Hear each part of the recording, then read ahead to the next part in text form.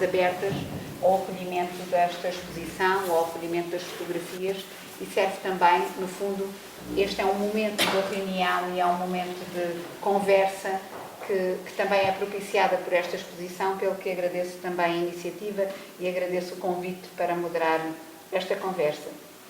Queria também agradecer, obviamente, a todos a vossa presença, é um gosto ver a sala cheia, e agradecer também aos representantes do Centro da Universidade de Salamanca que fazem parte do Centro de Estudos Ibéricos, ao professor Pedro Serra e à professora Maria Isabel Martim, ao professor Valentim Caber, catedrático de Geografia da Universidade de Salamanca, que foi um dos principais impulsionadores e dinamizadores e criadores, diria, do Centro de Estudos Ibéricos. Portanto, agradecer a presença deles e agradecer também aos fotógrafos aqui presentes que fazem parte do júri do concurso de transversalidades, como o Santiago Santos, que está ali, é um gosto, e outros que não podem aqui estar. Caros amigos, só falar-vos um bocadinho só daquilo que é o Centro de Estudos Ibéricos. E o porquê de estarmos aqui hoje é porque o Centro de Estudos Ibéricos também existe. O Centro de Estudos Ibéricos é uma associação transfronteiriça, sem fins lucrativos, e é uma associação que é constituída pela Universidade de Coimbra, a Universidade de Salamanca, a Câmara Municipal da Guarda, o Ayuntamento da Guarda e o Instituto Politécnico da Guarda. É uma associação, é um centro que nasceu da ideia de um importante pensador, filósofo e ensaísta, que foi Eduardo Lourenço, que faleceu em 2020 e cujo centenário do nascimento celebramos este ano. E nasceu porque nasceu de uma ideia lançada em 1999 de criar na Guarda. A Guarda é uma pequena cidade de fronteira. A Guarda fica na linha de fronteira de Portugal. Não sei se já tiveram a oportunidade de passar por lá, mas era um posto de defesa e um posto de defesa entre Portugal e Espanha. E o professor Eduardo Lourenço, natural daquelas terras, portanto de uma pequena aldeia de São Pedro do Rio Seco, no concelho de Almeida, portanto mesmo na linha de fronteira entre Portugal e Espanha, lançou de facto a ideia de se criar na Guarda, que era um tradicional ponto de fronteira e separação e de defesa, se criar um ponto de intercâmbio e de colaboração entre os dois lados da fronteira, entre os dois países, e como criando uma colaboração entre as duas universidades mais antigas da Península, Coimbra e Salamanca. O desafio foi bem acolhido e, pela sorte que tivemos de encontrar, quer em Coimbra, quer em Salamanca, as pessoas certas, e a pessoa certa, no caso, foi o professor Valentim Caber, da Universidade de Salamanca. De facto, constituiu-se o centro num protocolo e depois como associação, portanto, desde os anos 2000. Portanto, já lá vão 20 e muitos anos de atividades, sempre no âmbito da cooperação transfronteiriça e do desenvolvimento destes territórios de fronteira. Ou seja, o Centro de Estudos Ibéricos procura, com a colaboração das duas universidades e do Instituto Politécnico da Guarda, tentar aliar aquilo que é a investigação e aplicar a ação do desenvolvimento dos territórios de baixa densidade e dos territórios transfronteiriços em particular.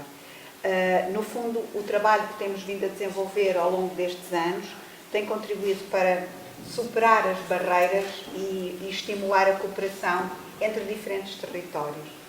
Esta cooperação territorial resulta, portanto, num projeto que nós entendemos ser um projeto de valorização também cultural. E, para além do transfronteiriço linear, puro e simples, entre Portugal e Espanha, foi criado este projeto de transversalidades Fotografia Sem Fronteiras, que propicia também uma colaboração entre territórios de aquém e de além fronteiras. Ou seja, e quando este projeto foi criado em 2011, foi precisamente o quê? Aproveitar o valor estético da fotografia, o valor documental, o valor pedagógico da fotografia, no fundo para valorizar e dar a conhecer os territórios com menor visibilidade e fomentar desta forma o diálogo também entre pessoas e instituições de diversas partes do mundo. Vocês já tiveram com certeza a oportunidade de ver a exposição. A exposição Transversalidades organiza-se o concurso, decora do concurso, portanto um concurso de fotografia, que se organiza em torno de 4 temas: património natural, paisagens e biodiversidade, espaços rurais, agricultura e povoamento, cidade e processos de urbanização, cultura e sociedade, diversidade cultural e inclusão social. Portanto, em torno destes 4 temas, os concorrentes apresentam os seus portfólios de fotografia e submetem-nos a concurso. Este ano, a 12ª edição, que é a exposição que temos patente e que resultou depois neste catálogo, que também está lá em baixo, teve 600 concorrentes, mais de 600 concorrentes de 70 países. 70 países, de todas as partes do globo. Deste número de portfólios submetidos a concurso, o júri selecionou 19 portfólios, que são os 19 que estão aqui expostos. E premiámos este ano fotógrafos de 14 nacionalidades, de Portugal, de Moçambique, da Alemanha, do Vietnã, dos Estados Unidos, Indonésia, Espanha, Irão, Argentina, Turquia, Brasil, Afeganistão, Coreia do Sul e Peru. Portanto, fomos um pouco por todo o mundo, demonstrando também a larga representatividade geográfica dos concorrentes. Entre os concorrentes que foram premiados este ano, apraz-me dizer que tivemos uma grande participação este ano de concorrentes espanhóis, e quis o acaso, ou quis a qualidade fotográfica, que um dos concorrentes premiados fosse o Kiko Garcia. O Kiko Garcia, que é natural, que é galego de nascimento, embora viva em Salamanca e trabalhe em Salamanca, e portanto foi um dos premiados com um portfólio que julgo que está aqui, certo? Está aqui, que é um portfólio que se chama Clube de Boxe Kampala. Clube de Boxeo Kampala, é isso, não é? Pronto, e foi uma das menções honrosas. Tivemos também outros participantes espanhóis que estiveram presentes na abertura da exposição que fizemos na Guarda em dezembro, mas que, por estarem mais longe, não puderam estar connosco aqui hoje.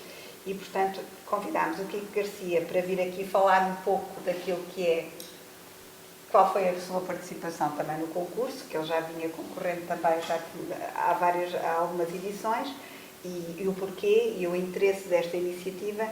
E convidámos também a Irene Baeza, que está ali, que ganhou uma das menções honrosas do concurso Transversalidades 2022, portanto, do ano passado.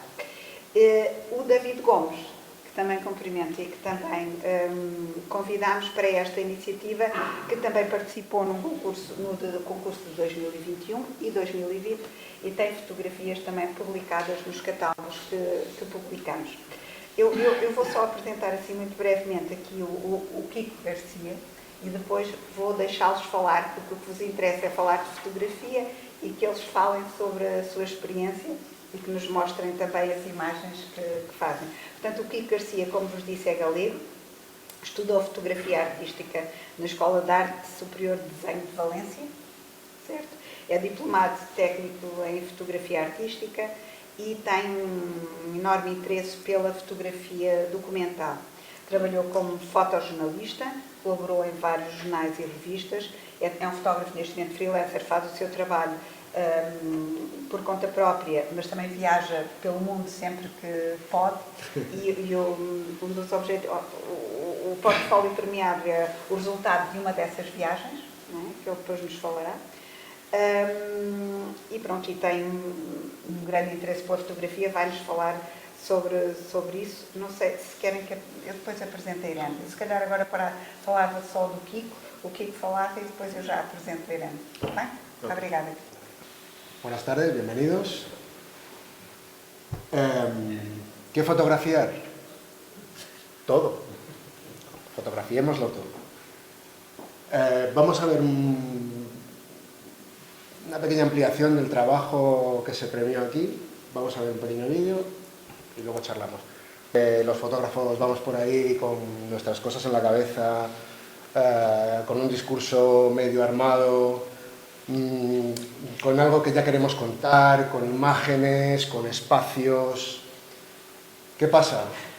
Que a veces todo eso se desmorona.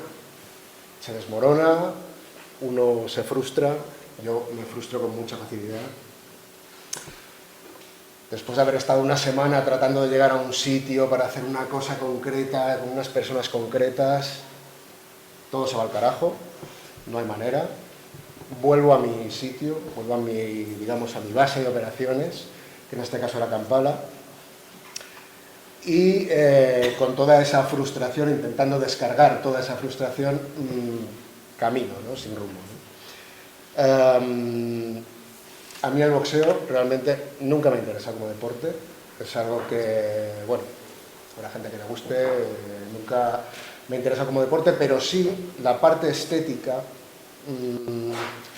digamos porque todos tenemos un pequeño imaginario, ¿no? del boxeo en la cabeza, ¿no? Todos hemos visto Toro Salvaje o Sin Dinero en la Mano, incluso Rocky o incluso, bueno, otras películas, ¿no?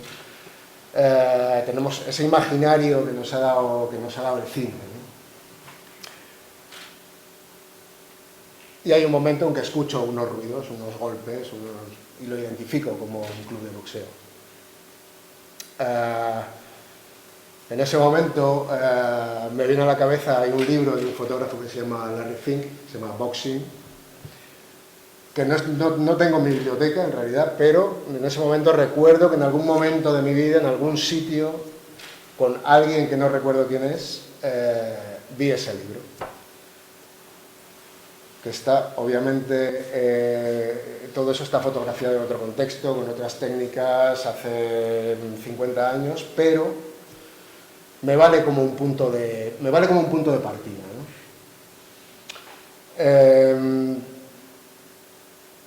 ¿Cómo se ha visto el boxeo? ¿Cómo se ve ahora el boxeo? ¿Cómo he visto yo el boxeo? El boxeo es un deporte de supercontacto y es un deporte violento, agresivo, pero como todo deporte, o al menos la gente que haya practicado un deporte aquí, pues tiene ese punto de, digamos, de luchar contra uno mismo, ¿no? de llegar a una superación personal, ¿no?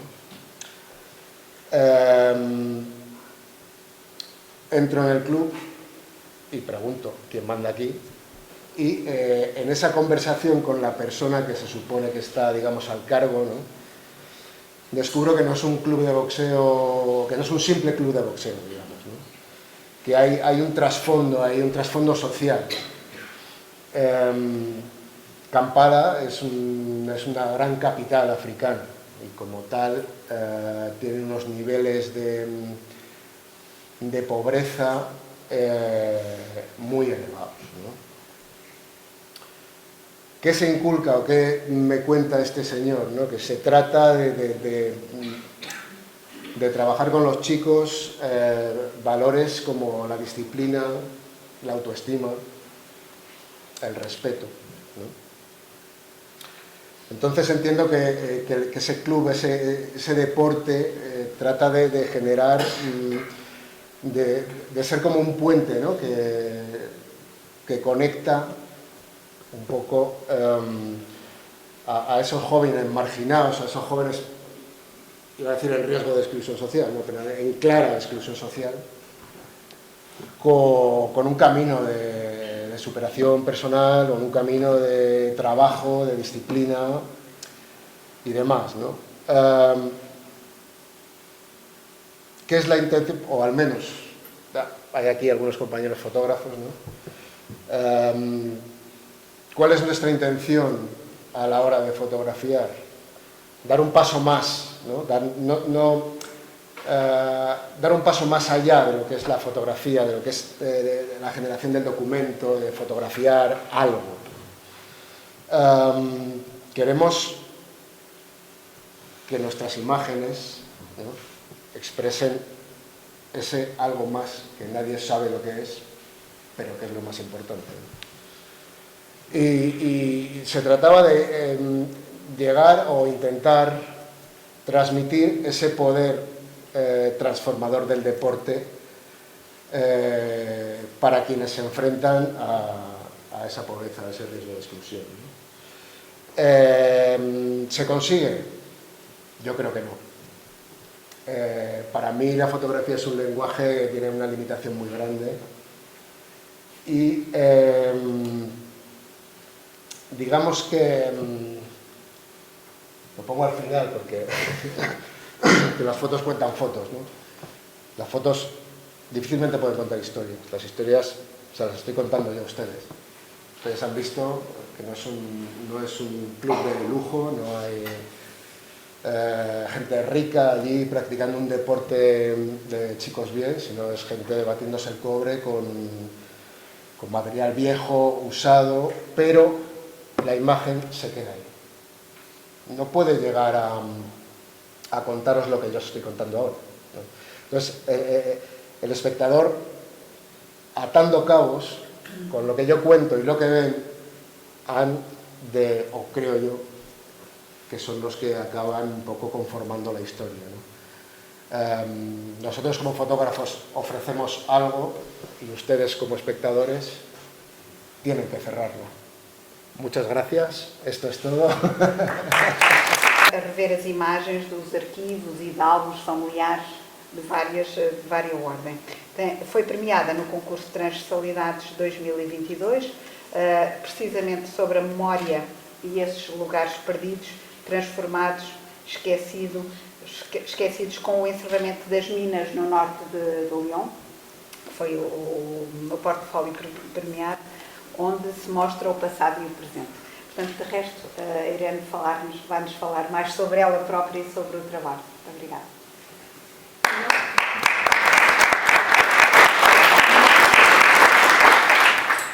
Bueno, buenas tardes. Lo primero de todo es daros las gracias a todos por estar aquí. Y más alto.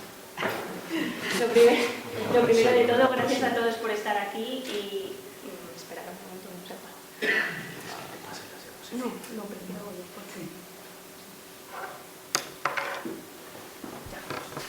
Bueno, lo primero de todo, daros las gracias a todos por estar aquí, escuchándome hablar de este proyecto que con tanto ímpetu y cariño hice ya hace 4 años, cuando estuve en una residencia artística en Cian Fabero. Bueno, no sé si lo sabéis, pero Fabero es un pueblo del Bierzo y fue conocido por la antracita, ¿no?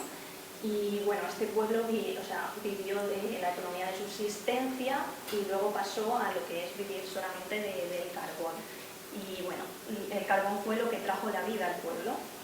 ¿Y qué es lo que pasó? Pues que hace pocos años, cuando cerraron las minas, pues tuvo sus consecuencias y el pueblo se despobló y bueno, quedaron secuelas. Y bueno, pues hay una especie de dependencia de la trayectoria y por mucho que se quiera pues implementar otro tipo de actividad económica allí, pues la gente se sigue anclando a lo que el pueblo fue, porque hay cierta melancolía de lo que fue aquello, ¿no? Y bueno, antes de todo, bueno, pues yo tenía que hacer un proyecto artístico allí, ¿no? Y tenía algunas cosas claras, ¿no? Y lo que tenía claro era que quería tratar el tema de la memoria relacionada con las fotografías de archivo del pueblo. Y bueno, pues yo por todo eso me llevé un escáner al pueblo, ¿vale? Y ese fue un punto de partida. Otra cosa es luego lo que llegó a ser, ¿no? Pero eso, como comentó nuestro compañero, que luego ya... Así. Entonces, bueno, yo la verdad es que el primer día de la residencia me levanté un poco sin saber qué hacer. No sabía por dónde empezar, pero lo que tenía claro era que si tenía que empaparme de toda la historia del pueblo, pues tenía que irme a hablar con sus habitantes, ¿no? Entonces quise ir a conocer al esminero mayor del pueblo, ¿vale? Que se llamaba Manuel Bello y tenía 100 años. Para saber, o sea, no sabía dónde vivía y para ello me acuerdo que me fui al bar del pueblo y allí me supieron decir y conseguí dar con su casa. Y nada, fue muy bonito porque acabé teniendo muy buenas conversaciones con su hijo, porque realmente Manuel Bello tenía 100 años y apenas vivía, apenas se movía y ni hablaba. Entonces estuve conversando con su hijo, que se llamaba José Manuel. Vale, entonces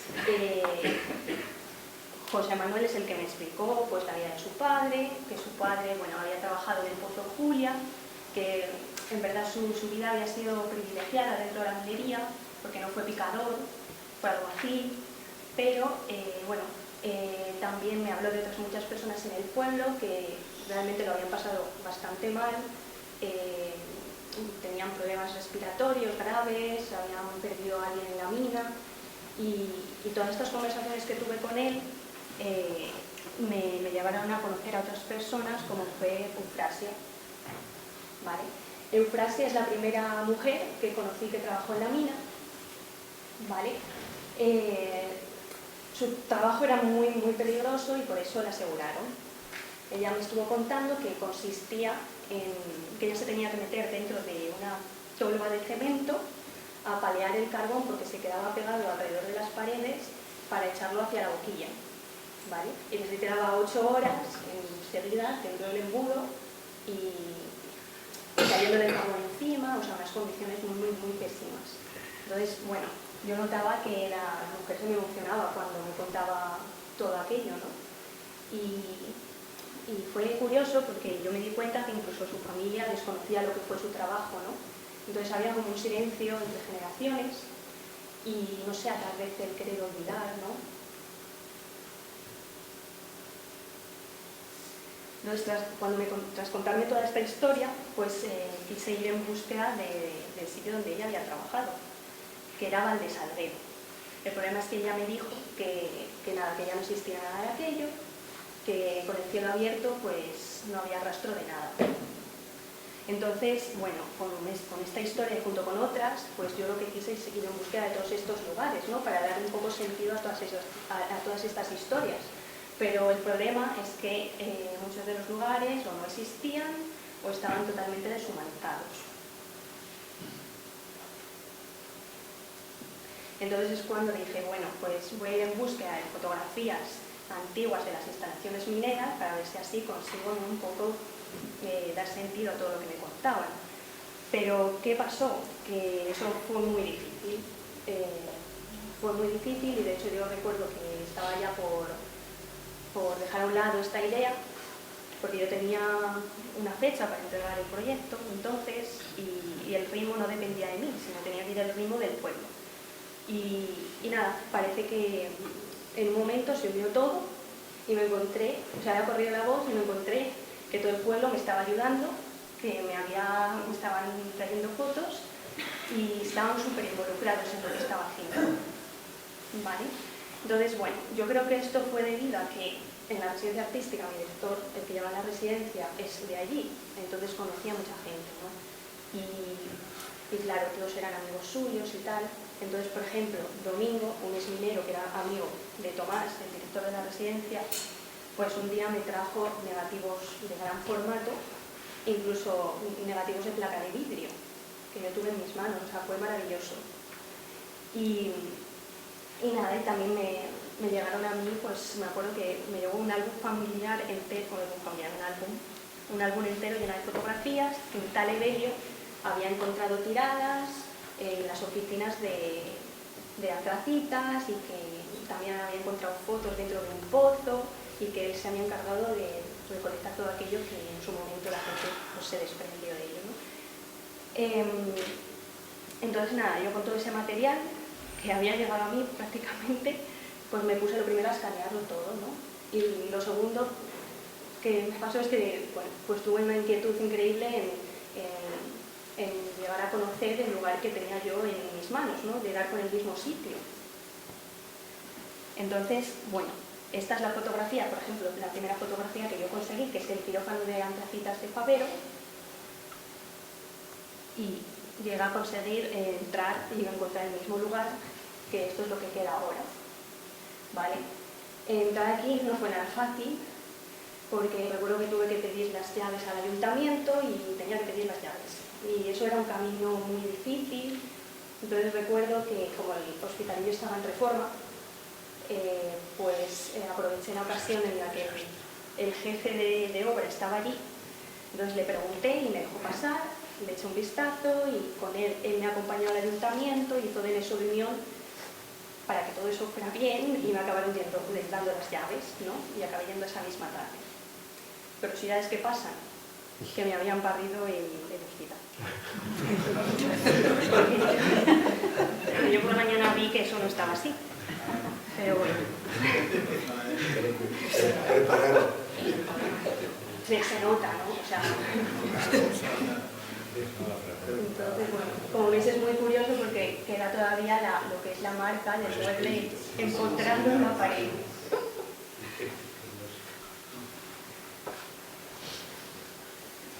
Bueno, y aquí la relación de las dos fotografías. Me había surgido la idea de rehacer la misma foto que hizo el fotógrafo antaño, con el mismo encuadre, punto de vista, y porque yo creo que la técnica iba a ayudar mucho más a transmitir lo que quería, ¿no? El problema es que, bueno, no fue fácil porque él lo hizo con una cámara de placas y yo tenía una Fullframe focal fija y bueno, aquí no se nota mucho la diferencia porque parecen que son muy idénticas, pero en otras fotos sí hay cierta diferencia por la óptica. Y bueno, curiosidad es que yo me llevaba la foto antigua con la cuadrícula y tal para poder rehacer exactamente la misma foto. Este es la sala de rayos X del Hospitalillo. Aquí no, pero en otras salas de otras instalaciones privadas de minería me llegué a encontrar incluso radiografías tiradas en el suelo. Esta es la sala para pacientes. Es curioso porque yo recuerdo que cuando enseñaba estas fotografías a las personas les hacía recordar cosas que tenían olvidadas, ¿no? Entonces ese papel de la fotografía para activar la memoria en el proceso de mi proyecto me pareció muy, muy interesante. Y esto es lo que me encontré. Bueno, esta es la primera foto que no hice tal cual, o sea, esta foto no está hecha tal cual con lo que me encontré, porque el somier de la cama me lo encontré en otro sitio, básicamente en el punto limpio. Y entonces salió de mí reconstruir todo aquello.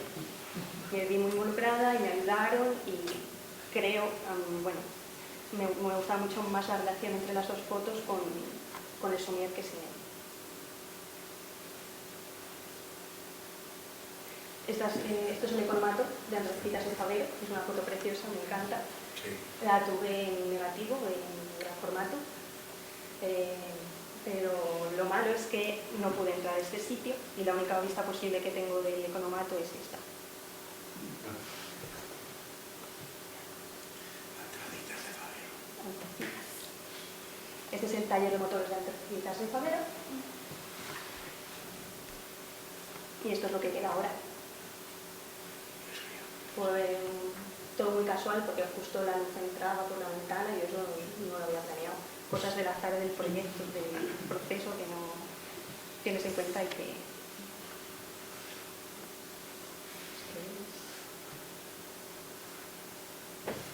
Bueno, y luego a los 2 años de la residencia artística volví al pueblo. Volví al pueblo para continuar con el proyecto, para ir buscando más fotos y bueno, lo curioso fue que es que había mucha gente que incluso que había conocido y que ya había fallecido, ¿no? Entonces por eso me di la importancia de seguir con todo esto, ¿no? Tenía que avanzar. Entonces me dijeron que Baelo, el señor de aquí, tenía más fotos, ¿no? Entonces me fui a la ferretería del pueblo, que allí me dijeron dónde vivía, me dijeron que se levantaba tarde, que fuera a las 11, y de hecho tenía razón porque me dijo que le había pillado sin desayunar y recién levantado, pero bueno, que aún así, o sea, me acogió con mucho cariño y estuve hablando con él y bueno, me acabó dando al final las fotografías, ¿no? Y bueno, creo que el que Juan estuviera en la conversación, que es un vecino, que se daba muy bien entre ellos y que yo conozco, ¿no? Estuve en su casa tomando un café, creo que influyó a la hora de que me dieran esas fotos, porque yo no lo entiendo, llega alguien extraño a tu casa y te pide fotografías que tú tanto añoras, pues no las quieres dar, es lógico. Entonces, bueno. Entonces esta foto la conseguí pues, por Baelo, es el laboratorio del hospital. Bueno, hay curiosidades detrás que me enteré, que como que el microscopio lo tiene un médico en su salón y tal, pero bueno, cosas... Y nada, luego al volver, al volver otra vez al pueblo, tras 2 años, me di cuenta que en el Hospitalillo estaban algunos de los muebles metidos dentro, ¿vale? Yo no sé qué había pasado, yo de hecho los creía perdidos. Entonces me salió de mí reconstruir como lo había hecho entonces con la cama de la sala de pacientes. ¿Y con qué lo hice? Pues con la mesa del quirófano. que veis aquí en esta foto y aquí está. Vale. No fue nada fácil porque yo no pude hacerlo sola, requería ayuda, pesaba muchísimo, tuve que llamar a Juan, que es el chico que habéis visto antes, muy majo, y me ayudó. Yo de hecho quise abortar la misión porque el hospitalillo estaba en reforma y los puntales de obra, el ancho entre los puntales era mucho más estrecho que el ancho de la mesa y se movieron. Y yo tenía mucho respeto, ¿no?, a todo eso, pero Juan estaba como muy involucrado en el proyecto y tiró para adelante. Y al final pues movió la mesa y la puso en su lugar. Y gracias a él, la verdad. Y nada, yo estaba, me acuerdo, haciendo esta fotografía cuando me grita desde el otro lado del hospitalillo y me dice: Irene, ven corriendo, que hay un rayo de luz entrando por una ventana en el despacho médico y va a desaparecer. Y yo lo dejé todo, fui para allá y me encuentro que Juan había movido la mesa del despacho médico, ¿vale?, que vais a ver aquí, a su lugar, que la había encontrado en otra sala y la había puesto sin preguntarme, o sea, había tomado iniciativa. Y es interesante eso, ¿no?, porque al fin y al cabo conozco su vida, conozco que bueno, su padre también trabajó en la minería, ya no vive, entonces le duele ver todo eso así. Entonces estaba muy involucrado y quería ayudarme en esto, porque apoyaba la idea. Esto fue el despacho médico, uy, y esto es como estaba antes.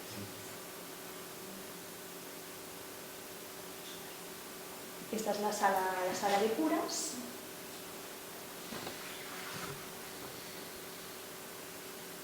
Y esto es lo que queda ahora.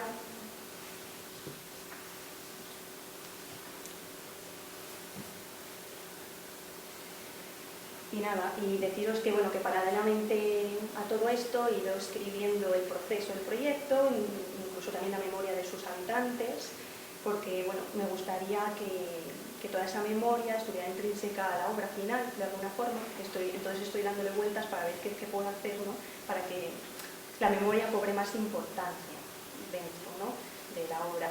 Y nada, es una idea que estoy gestando. De hecho ya tengo algún borrador y se lo he entregado incluso a una persona del pueblo que se lo ha leído y fue bonito porque se me emocionó y de hecho me escribió incluso una carta diciendo que gracias, porque gracias por haber metido a su padre en la historia y todo. Entonces yo creo que lo más bonito de este proyecto ha sido lo inmaterial, lo que ha quedado en cada una de las personas que he conocido y el haberles escuchado y haber estado ahí, porque muchas de ellas lo necesitaban. Y nada, pues eso, yo lo disfruté muchísimo el proyecto y espero que os haya gustado. Estoy muy interesado en temas muy variados que van desde cuestiones relacionadas con temas de identidad a cuestiones relacionadas con las supersticiones, con las creencias, con cambios sociales y todo esto, ¿no? Me he dado cuenta, de hecho lo estábamos hablando antes de empezar con Santiago, que mis reportajes o todo lo que he venido haciendo en estos años de alguna forma dialoga todo con todo. Es decir, yo a veces lo voy haciendo, me voy metiendo en estos proyectos, pero luego cuando te das cuenta de que has llegado a un proyecto a partir del otro, o hay hilos, siempre hay hilos que hablan entre ellos, ¿no? Entonces quería empezar con una de las cosas o una de las temáticas con las que más estoy trabajando, que son temáticas relacionadas con esto, ¿no?, con un mundo antropológico, etnográfico, que me interesa muchísimo y todo el valor que hay dentro de ese mundo y de esos lugares, ¿no? Esto que veis aquí es parte de un proyecto, a ver si se quita esto, un segundito, yo creo que aquí, ¿no? Vale. Esto forma parte de un proyecto que hice en Mongolia, que bueno, tiene su parte fotográfica, y también un documental que se llama Chamán, que bueno, tuvo bastante movimiento y mucha repercusión. Y bueno, en él recogía un poco el gran boom del neochamanismo que hay en Mongolia, ligado a la situación de los nómadas, a la pérdida del hábitat, digamos, de los nómadas y todo lo que tiene que ver con esto, ¿no?, lo que se va generando a raíz de esto, se genera una bola inmensa en donde la gente se vuelca en estos chamanes, ¿no? Bueno, no me voy a enrollar mucho porque muchos de los que estáis aquí ya me habéis oído hablar de este tema, habéis visto incluso el documental, si quiero ir pasando un poco, pero es para ir situando estas cuestiones, ¿no?, porque me interesa mucho ese mundo antropológico, ese mundo de las creencias, de las supersticiones, de un mundo un poco mágico, digamos, ¿no? que lo he ido ligando a muchos aspectos. Uno de los últimos documentales que he hecho, lo he hecho aquí, está justo hecho en la frontera entre España y Portugal, se llama El arte de los pastores y se adentra en ese mundo mágico que aquí está olvidadísimo y perdidísimo, ¿no? Porque en estos lugares las cosas hablan, las cosas están llenas, tienen algo, ¿no? Aquí las cosas han perdido su fondo, digamos, ¿no? Yo he visto vuestra camiseta porque me la compré ahí y como podría ser cualquier otra, ¿no? Si me pongo profundo, quizá, claro, puedo decir, bueno, esta camiseta tiene un origen, fue fabricada no sé dónde, la gente que la fabricó tenía unas circunstancias concretas, ¿no? Pero aquí, en estos espacios, en estos lugares, todo tiene algo, tiene un simbolismo y también tiene un contenido. Nosotros, a veces, bueno, no a veces, a día de hoy hemos quitado todos esos contenidos, esos componentes que nos hablan de las culturas, de creencias, de la propia identidad, de todo esto, ¿no?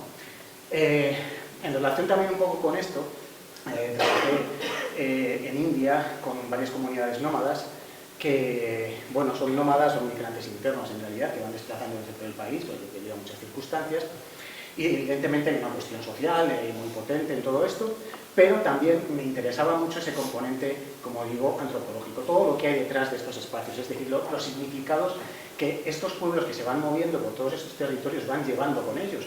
No solo esa situación social, sino todo ese componente cultural que se va moviendo, ¿no?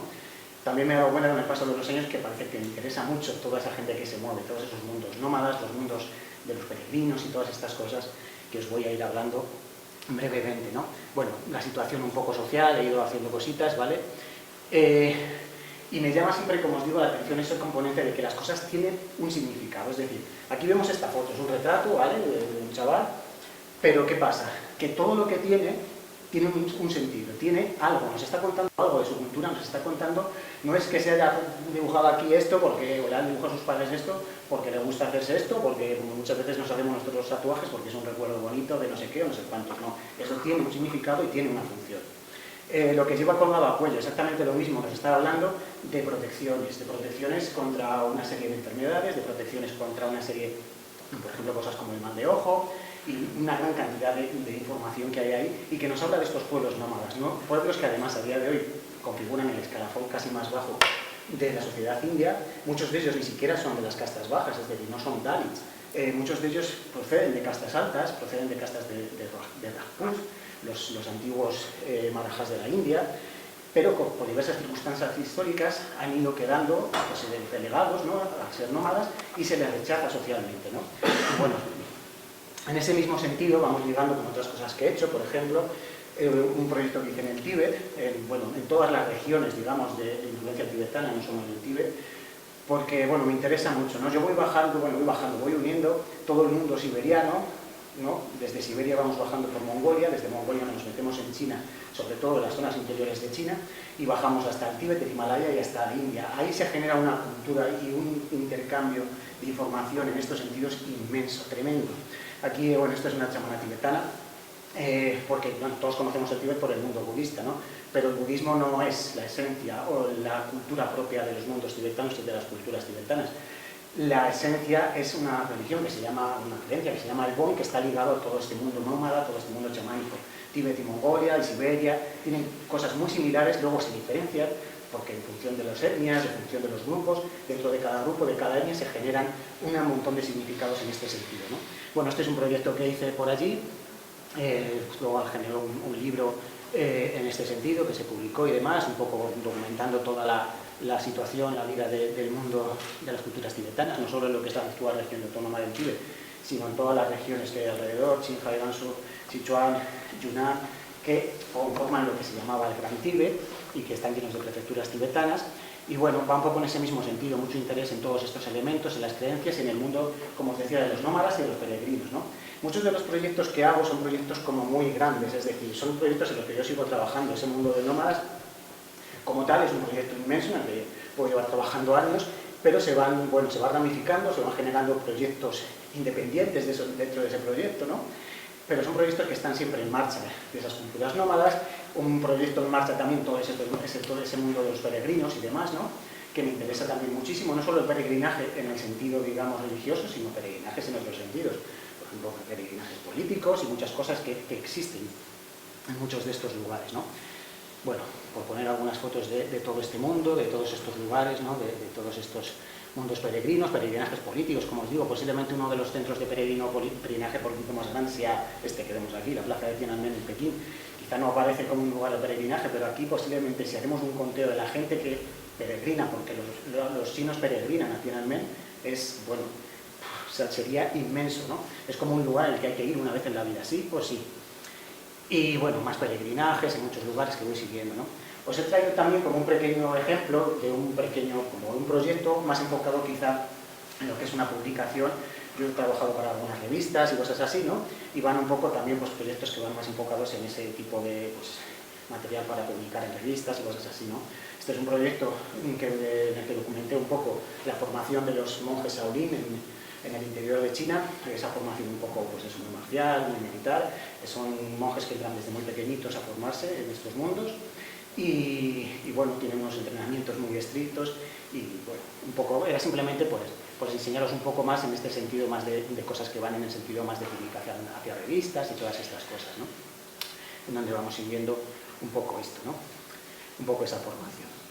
Y aquí os quería enseñar pues, el proyecto que estuvo en 2021 en Transversalidades, que bueno, es un proyecto que surgió un poco, bueno, es un proyecto que tiene lugar, bueno, yo lo realicé a finales de 2020, principios de 2021, y bueno, me planteé, bueno, yo había estado casi toda la pandemia en China, ¿no?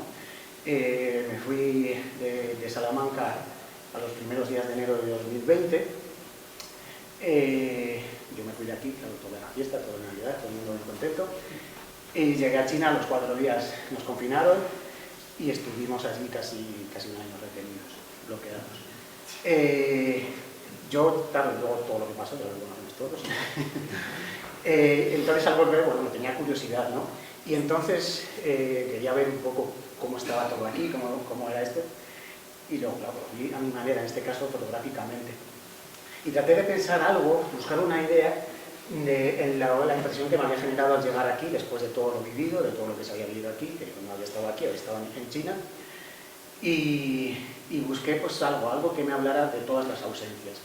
O sea, la idea central era la ausencia cogida en todos los aspectos que generó en aquel momento la pandemia. Estamos hablando de finales de 2020, principios de 2021, en aquel momento no había toques de queda, las ciudades algunas se cerraban los límites de ciudad y todo esto, ¿no? Y permanecían cerrados muchos locales y todo esto, ¿no? Las calles estaban medio vacías igualmente, muchas veces poca gente y demás. Entonces, pensando un poco en todo esto, decidí que me iba a enfocar, iba a hacer un reportaje. La intención en un primero era un reportaje que iba a ir hacia prensa y demás. Al final no se acabó publicando en prensa y lo empecé a mover por otros lados.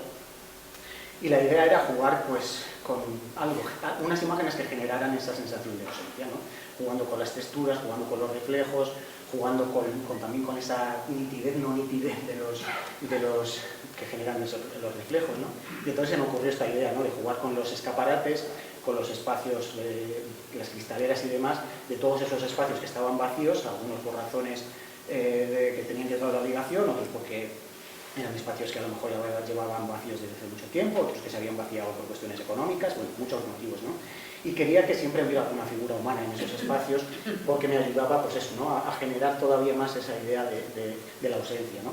Y bueno, pues esto es un poco lo que salió, estas fotos que veis aquí, que estuvieron expuestas dentro de la exposición de transversalidades, en los catálogos, jugando un poco con ese componente. Esto está hecho aquí en Salamanca, como os digo, y bueno, era un poco la idea, ¿no? Generar ese concepto y esa idea de las ausencias, todo lo que pues, faltaba y los que faltaban, ¿no? Evidentemente.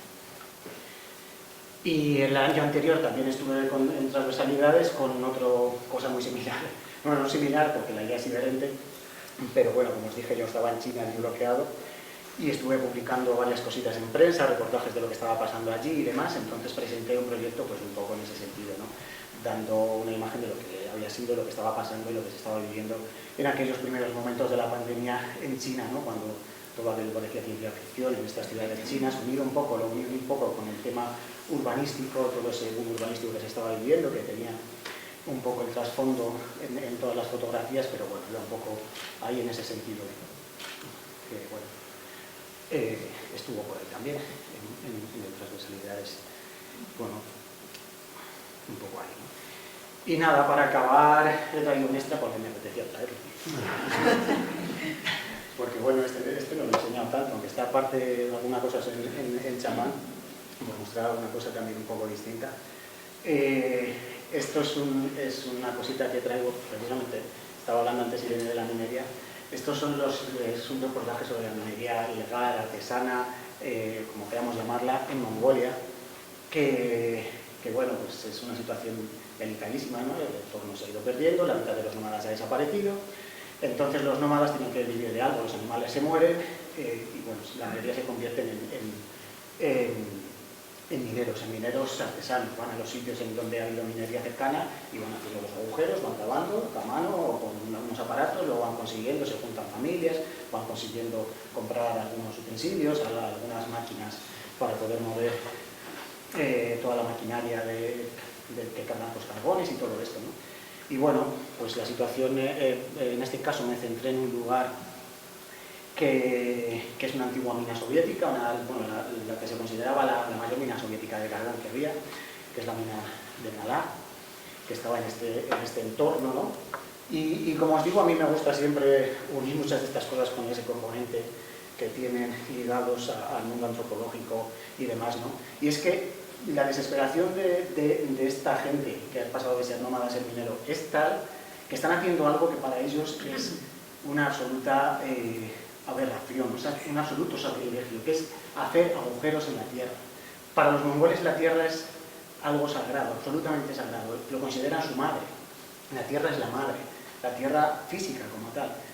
Para cuando ponen una yurta, cuando hacen el agujerito para poner un palo de la yurta, tienen que hacer un ritual para pedir permiso, para pedir perdón por lo que van a hacer, pero que es algo necesario. Así que imaginemos lo que tienen que estar pasando, ¿no?, para que se dediquen a hacer agujeros y hacer minas. Entonces, bueno, evidentemente todos estos lugares, este es uno de los lugares, un puesto alto dentro de todo el complejo de Nalá, ¿no?, en donde han elevado este ovo, que se llama así, que es un espacio sagrado, ¿no?, como una especie de reconocimiento a todo ese mundo. Pero bueno, son espacios que además, si ya están mal, pues imaginaros con la minería, todo el espacio natural se le gasta todavía más. Esto por debajo es un sitio que está hecho un desastre, o sea, es un hueco, se va derrumbando todo, se va cayendo, y la gente se muere evidentemente, se les derrumban las minas, están trabajando, incluso vas andando por ahí, se te puede derrumbar la tierra en la que estás pisando, ¿no? Son grupos de nómadas que se han asentado por allí, viven en yurtas y han creado un pequeño distrito, que es el distrito de Nalá, y ahí es donde van haciendo la labor, ¿no? Con este carbón ellos lo van sacando, son familias casi siempre, luego lo trasladan casi siempre a Ulan Bator, a los barrios periféricos de Ulan Bator, y lo venden a las familias que son también nómadas, que han ido escapando de los desastres naturales para refugiarse en Ulan Bator y generan, bueno, se asientan en los llamados distritos GER, distritos de yurtas, y usan mucho carbón y generan una contaminación y otra problemática, pero bueno, no voy a entrar ahí, ¿no? Luego, por supuesto, muchas historias personales detrás de cada uno de ellos, las historias de cómo fueron muriendo los animales, cómo tuvieron una situación desesperada en la que tuvieron que convertirse en mineros, ¿no? Aquí simplemente por enseñar un poquito, el distrito de Nalá, que es un distrito un desastre, no tienen casi conexiones de nada, ni servicios básicos. Es uno de los distritos con el mayor porcentaje de problemas de salud, evidentemente. Hablando de una mina de carbón, la mayoría de la gente enferma, muere muy jovencita, muchos niños nacen con problemas desde el nacimiento. Bueno, pues no me voy a enrollar más, esta es la historia de Noschu, que se llama, así es como se llama este hombre, que fue un antiguo minero de la antigua mina soviética y ha visto en primera persona todo el cambio que ha ido dándose ahí, ¿no? Y un poco todo eso, por mineros y demás, ¿no? Y bueno, con esto más o menos termino, ¿no? Es un poco así general para enseñar algunas cositas. Bueno, los proyectos son mucho más extensos, hay mucho más material, pero bueno, para dar algunas ideas. Con eso estamos. Y toda mi vida me he preparado para eso, con lo cual yo no pienso. Yo miro y aprieto un botón.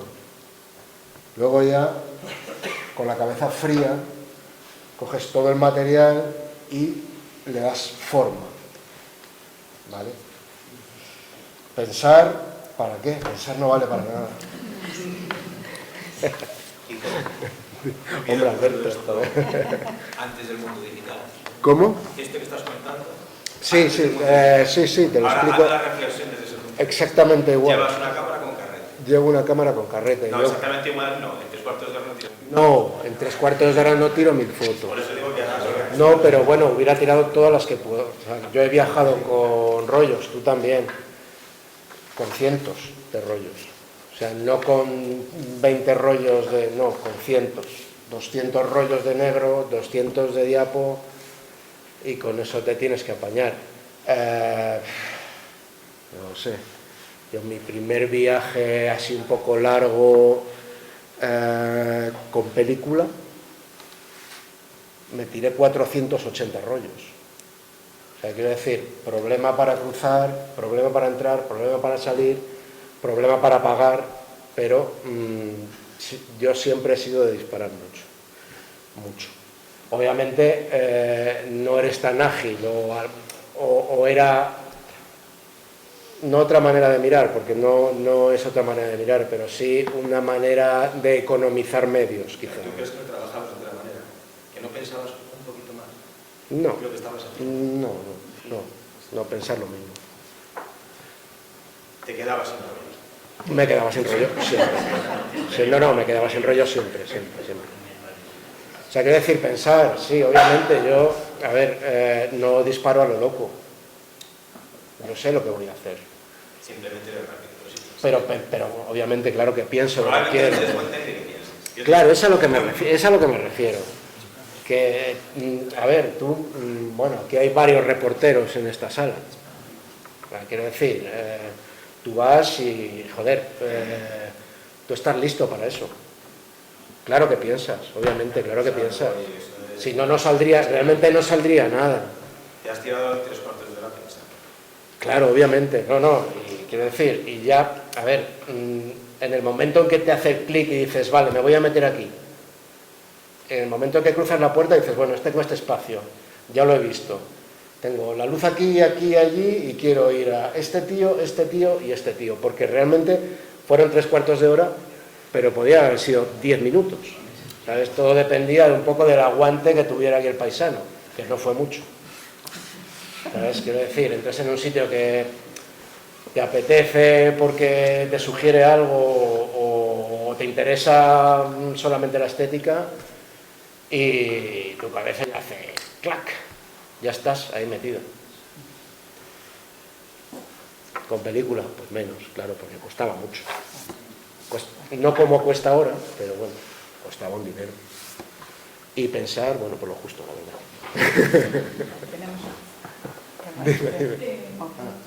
Y una pregunta para los tres, en realidad, si pueden que queráis con los tres. Veo un poco entre los tres trabajos que he presentado como una excepción que es como fotógrafo, como artista. O sea, es un espacio que no es el vuestro.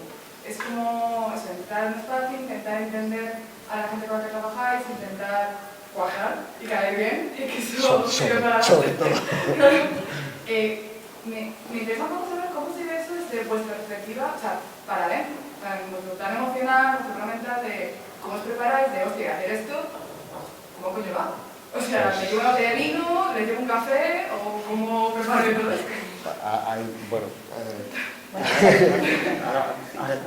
Como fotógrafos tenemos que entender y tenemos que interiorizar que siempre vamos a ser intrusos. O sea, siempre vamos a tratar de invadir la intimidad de alguien. En el caso de los tres, lo hemos visto. ¿Cómo lo afrontas? Pues hombre, con la mejor de tus sonrisas.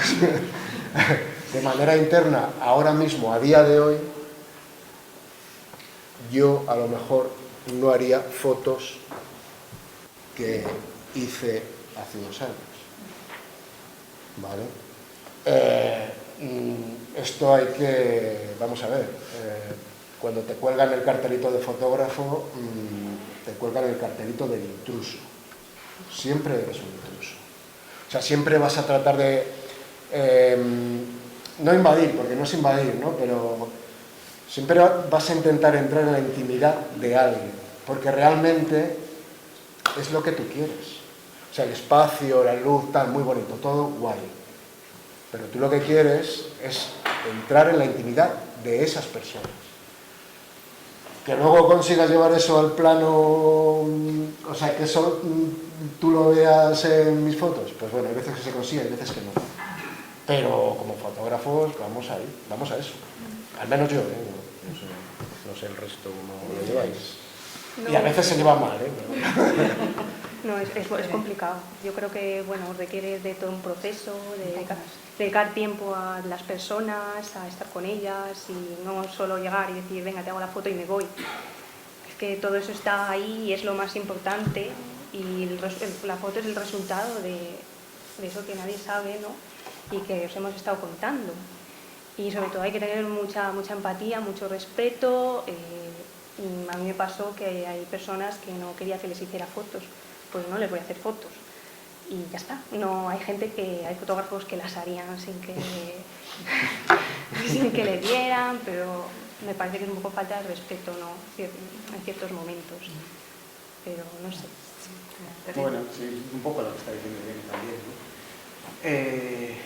Yo en mi caso, pues, en algunas ocasiones, en muchos de los proyectos, también acabo conviviendo con ellos. En el caso de los nómadas, convivo con los nómadas. Si viene a los nómadas, cuando estuve haciendo Generación Medellín, en el documental que hice, el tiempo que estaba grabando con las familias, estaba conviviendo con las familias, vivía en sus casas, dormía en su casa, en la casa de ellos. Yo eso ya no sé, yo creo que es una cosa también de respeto, de saber hasta dónde puedes llegar, cuando te dicen que no, pues no, siempre. Y también yo creo que va un poco con el carácter. Yo soy una persona muy tímida, luego me pongo a hablar y me sale todo así a borbotones, pero soy muy tímido y yo creo que eso tiene sus ventajas y sus desventajas. Una de las ventajas es que la gente te ve más tímido y tiende a abrir un poco más el espacio. Que si llegas avasallando, yo quiero esto, no. O sea, es como que, entonces en ese sentido, también la respuesta luego tiene por supuesto la desventaja de que a veces hay cosas que quieres hacer, no te atreves a hacer y a veces te quedas con las ganas. Pero bueno, y luego estabas hablando de trabajar en lugares un poco diferentes, ¿no? Yo creo que precisamente por ese carácter siempre, o al menos hasta el momento, he tendido a sentirme más cómodo trabajando lejos de Salamanca que en Salamanca. No sé, porque no me acabo de sentir cómodo muchas veces trabajando aquí. No quiere decir que no haga cosas, ¿no? Lo que he visto que estuve en transversalidades lo hice aquí, pero es verdad que voy a casi nadie por la calle.